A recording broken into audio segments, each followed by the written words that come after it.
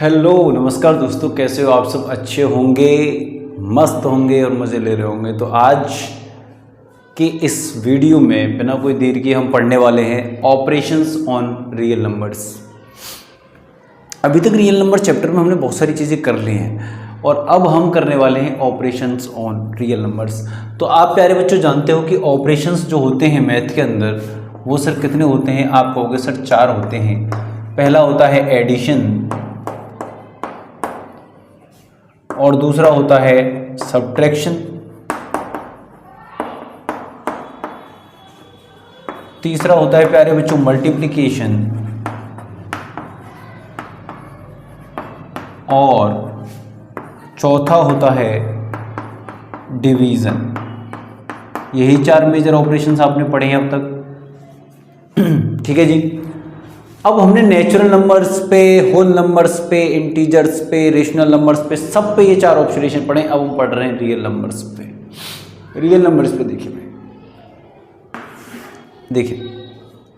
आप जानते हैं कि रियल नंबर्स के अंदर रेशनल भी आते हैं जिनको हम क्यू से रिप्रेजेंट करते हैं, और सर क्यू डैश यानी ये दोनों मिलते हैं। यूनियन का मतलब दोनों, रेशनल और इरेशनल दोनों नंबरों को मिला के क्या बनते हैं? Real number. इतनी सी बात तो आप जानते हैं। चलिए तो हम देखेंगे कि अगर प्यारे बच्चों में रेशनल नंबर्स की बात करूं, केवल रेशनल नंबर्स की बात करूं तो आप बहुत अच्छे से जानते हैं केवल रेशनल नंबर्स की बात कर रहे हैं हम, और सबसे पहले एडिशन और सब्ट्रैक्शन की बात कर रहे हैं। तो आप बहुत अच्छे से जानते हैं कि मान लीजिए R एंड S आर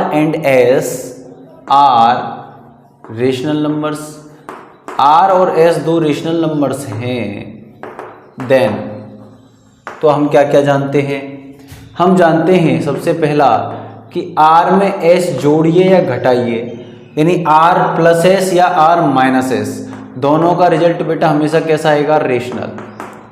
कैसा आएगा बताइए? रेशनल।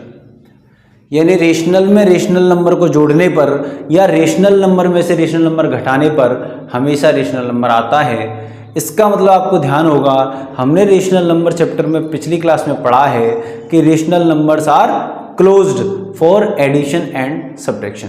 तो ये क्लोजर प्रॉपर्टी को फॉलो करते हैं, ये बात आप जानते हैं। क्लोजर प्रॉपर्टी को फॉलो करते हैं भाई, ठीक है।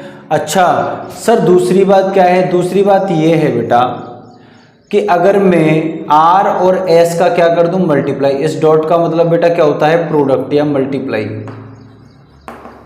इस डॉट का मतलब होता है प्यारे बच्चों मल्टीप्लाई। तो आप ये दो रेशनल नंबर का अगर मल्टीप्लाई करेंगे प्यारे बच्चों तो भी आपको क्या मिलेगा? रेशनल नंबर ही मिलेगा, रेशनल नंबर ही मिलेगा। अच्छा तीसरी बात क्या है श्याम भैया? तीसरी बात ये है बेटा कि अगर आप एक रेशनल नंबर में दूसरे रेशनल नंबर से भाग दोगे, एक रेशनल में दूसरे से भाग दोगे तो दो बातें हैं, दो नहीं है। अगर आप एक रेशनल नंबर में दूसरे रेशनल नंबर से भाग दोगे तो भी रिजल्ट आपको क्या मिलेगा? हमेशा रेशनल नंबर मिलेगा। तो भी रिजल्ट आपको हमेशा रेशनल नंबर मिलेगा। लेकिन यहाँ पर एक शर्त है कि ये जो नीचे वाला नंबर है यानी जो S है, यानी जो डिनोमिनेटर में बैठा है, ये नंबर क्या नहीं होना चाहिए बेटा? 0। यानी डिनोमिनेटर को कभी भी क्या नहीं होना पड़ेगा? 0। 0 नहीं होना चाहिए ये जो नंबर है। इसका मतलब मैं ये भी कह सकता हूँ एम्प्लाइज कि S is not equal to 0, यानी जो नंबर नीचे बैठा है वो कभी 0 नहीं होना चाहिए। तब की कंडीशन पे हमने बात करी। तो ये तो हमने देखा रेशनल नंबर्स का खेल तमाशा, ठीक है। रेशनल में रेशनल जोड़ेंगे रेशनल आएगा, रेशनल में से रेशनल घटाएंगे तो रेशनल आएगा, रेशनल में रेशनल से गुणा करेंगे तो रेशनल आएगा, और रेशनल में रेशनल से डिवाइड लगाएंगे तो भी रेशनल आएगा, बशर्ते ये नीचे वाला रेशनल क्या नहीं होना चाहिए? 0 नहीं होना चाहिए। इसका मतलब मैं यहाँ ये कह सकता हूँ कि here S is a non zero मतलब 0 नहीं है, रेशनल नंबर। ये वाली बात हम कह सकते हैं यहाँ कि s जो है वो एक नॉन जीरो रेशनल नंबर है। तो इतनी सी बात हमारी ये कहानी पकड़ में आ गई दोस्तों, इसको याद रखेंगे आप। और अब बात करते हैं इरेशनल नंबर्स की।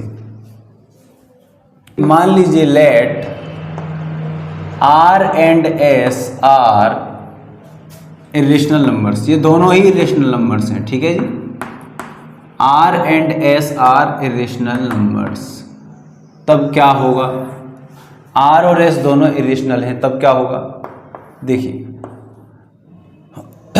r में s जोड़िए चाहे घटाइए।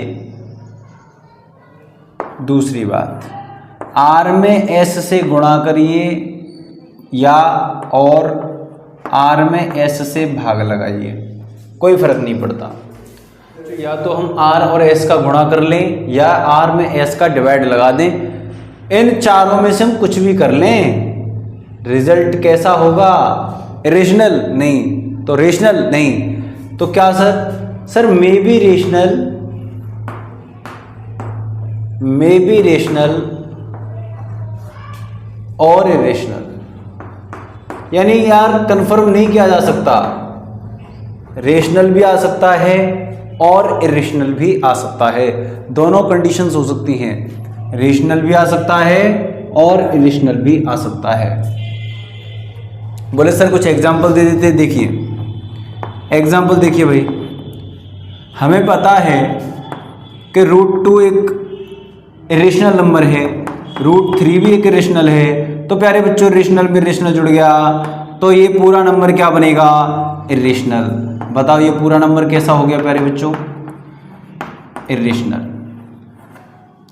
लाइट क्या कर रही है भैया? आ रे जाएगी क्या? हाँ भाई दूसरा देखिए, अब देखिए भाई √2 कैसा है? इरेशनल। -√2 कैसा है? इरेशनल। दोनों को जोड़ूंगा तो ये घट जाएंगे और √2 से √2 मारा जाएगा और आंसर आ जाएगा 0। ये कैसा है बेटा? रेशनल। 0 कैसा है प्यारे बच्चों? रेशनल। तो आप समझ रहे हो ना, यानी यहाँ पे कोई बात फिक्स नहीं है, प्लस किया तो इरेशनल भी मिला, प्लस करने पर रेशनल भी मिल रहा है। अब मल्टीप्लाई का देख लो भाई, मैं मल्टीप्लाई कर रहा हूं, देखिए भाई √2 इंटू √3 किया, √6 आ गया।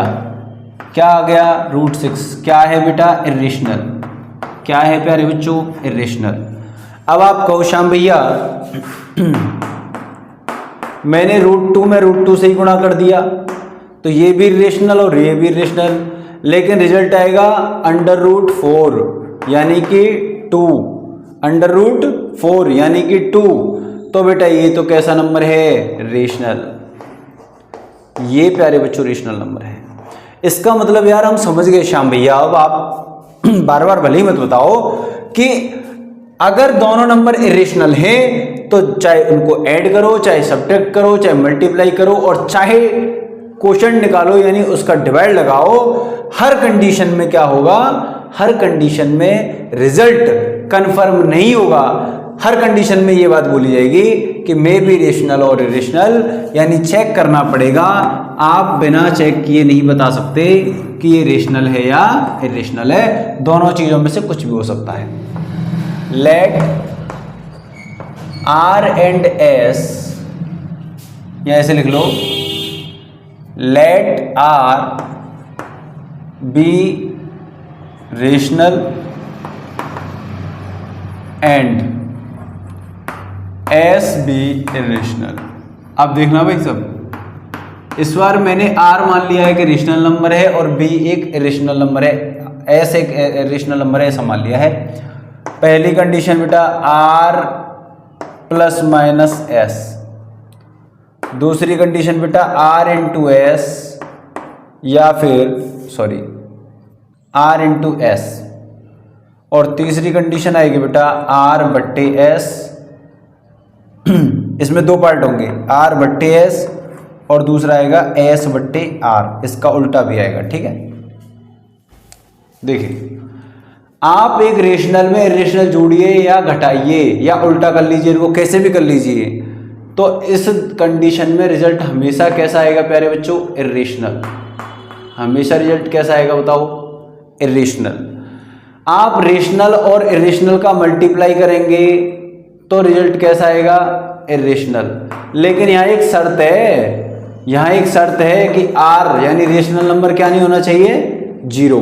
अगर रेशनल जीरो हो गया तो क्या हो गया सम भैया, अगर रेशनल जीरो हो गया बेटा तो जीरो गुणा इरेशनल जीरो हो जाएगा, और जीरो कैसा होता है, रेशनल होता है, जबकि मैं क्या बता रहा हूँ, इरेशनल। तो आर जब जीरो नहीं होगा तब इरेशनल होगा, अगर आर जीरो हो गया तो रिजल्ट रेशनल आ जाएगा। तो यहाँ पे मैं एक और चीज़ लिख सकता हूँ कि if R equal to zero, अगर आर जीरो के बराबर होगा तो रिजल्ट कैसा आएगा प्यारे बच्चों, रेशनल आएगा, तो रिजल्ट रेशनल आएगा। ठीक है, अब यहां देखिए, यहां आप भाग दे रहे हैं, इरेशनल आएगा रिजल्ट, कैसा आएगा प्यारे बच्चों, इरेशनल। यहां भी इरेशनल ही आएगा, यहां भी इरेशनल ही आएगा। लेकिन यहां फिर वही बात कहूंगा कि नीचे रेशनल नंबर जब होगा, इसमें इस केस में देखो नीचे रेशनल नंबर है, तो ये रेशनल नंबर क्या नहीं होना चाहिए, जीरो। ये बातें तब करी जाएंगी, अगर नीचे जीरो बैठ गया तो धमाका हो जाएगा, अनडिफाइंड कंडीशन हो जाएगी, इनफाइनाइट कंडीशन हो जाएगी। तो आप समझ गए ना प्यारे बच्चों। तो जो जो चीज़ें ऑपरेशंस थे वो मैंने आपको बड़े अच्छे से यहाँ समझाए हैं, लिखाए हैं, आप इनको कर लेंगे। और अब मैं इसके कुछ प्रॉब्लम्स उठाऊंगा और वो कराऊंगा आपको। तो नेक्स्ट वीडियो में आपसे फिर मुलाकात होगी इसकी प्रॉब्लम्स के साथ। तब तक के लिए आप हमें विदा दीजिए। जय हिंद।